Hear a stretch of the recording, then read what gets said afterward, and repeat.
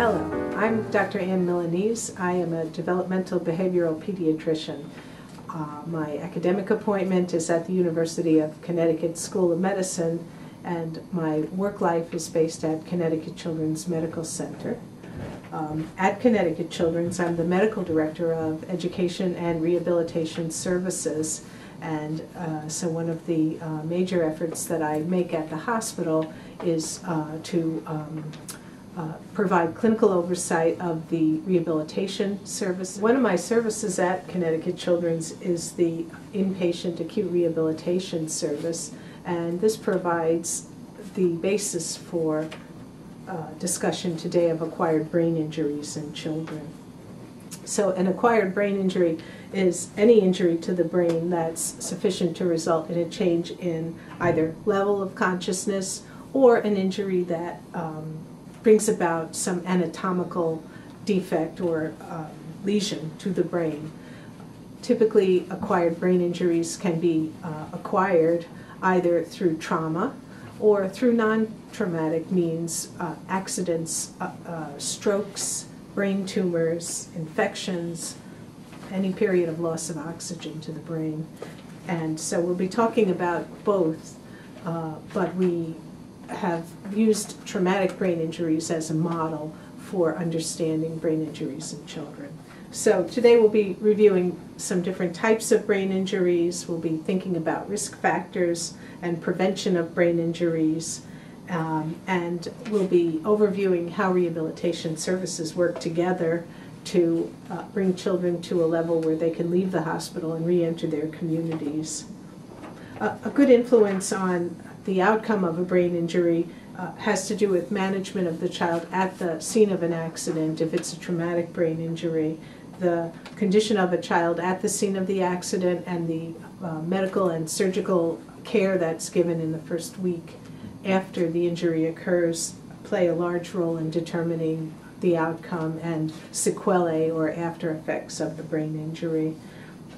It's really important to prevent consequences that have to do with lack of oxygen, hypoxic consequences, because those can complicate recovery in ways that are very difficult to get ahead of. Interestingly, when children have brain injuries, they present with physical problems, and then they present with what are more invisible psychological or cognitive problems. And the recovery that we see in the short term is often a physical recovery. It's kind of a fooler because the families and the staff are often very, very encouraged with how the kids recover their motor skills. So they walk and they talk and they feed themselves. And then there are the invisible parts of brain injury, the neuropsychological consequences, the academic outcome, the behavioral difficulties with regulation, interpersonal issues that really complicate the sort of medium-term recovery. And by medium-term, I mean maybe 1 to 2 years after the injury. And so those are that's the invisible handicap that comes from a brain injury. Brain injuries are graded by severity, and they range from the mildest brain injury, it's called, or concussion, to more severe traumatic brain injuries. And I think recently we've been paying a lot more attention to children who have concussions. In the old days, if a child was playing soccer and got hit on the head, had maybe a momentary confusion or loss of consciousness, they were given a drink of water and sent back into the game. And we now know that these concussions or mild TBI, mild traumatic brain injury, can really take a little bit longer to resolve.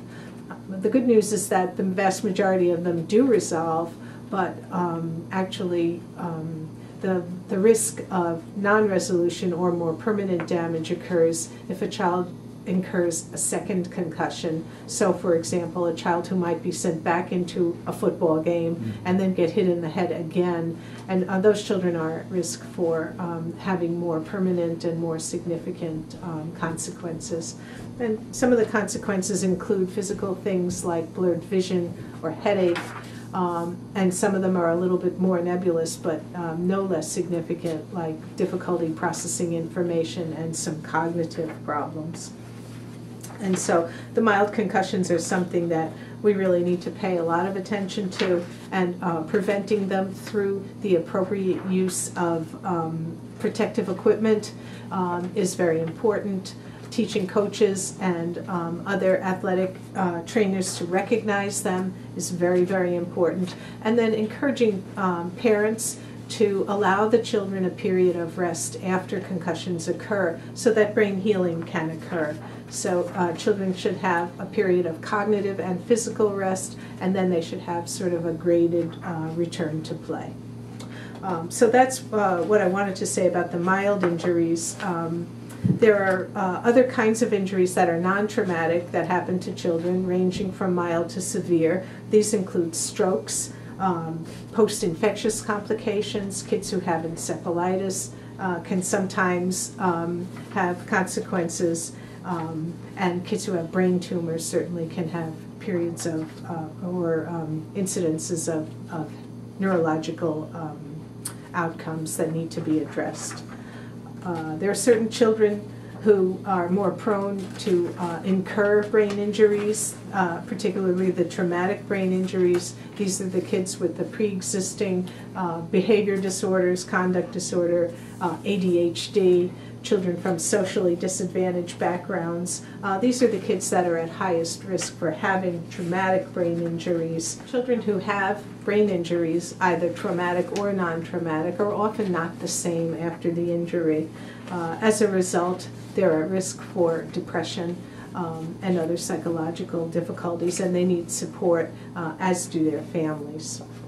There are certain risk factors that predict a better outcome. Certainly if a child is in a coma, the shorter the better. Coma of less than 6 weeks is a good indicator. If a child has had a concussion, less amnesia associated with the concussion is an important positive predictor. Less multiple organ damage from major trauma, and the absence of pre-existing developmental conditions would predict a better outcome. The challenge after a child is cared for in the hospital is to collaborate many sources of resource for the child. Often this includes family members, educational staff, community therapists, and agencies, all working together to support a child's medium term, that is 1 to 2 year progress, as they make their way back to their lives, recognizing that they may never be the same, but that the passage of time and good quality experiences go a long way to help them reinstate their momentum. Thank you very much. Okay.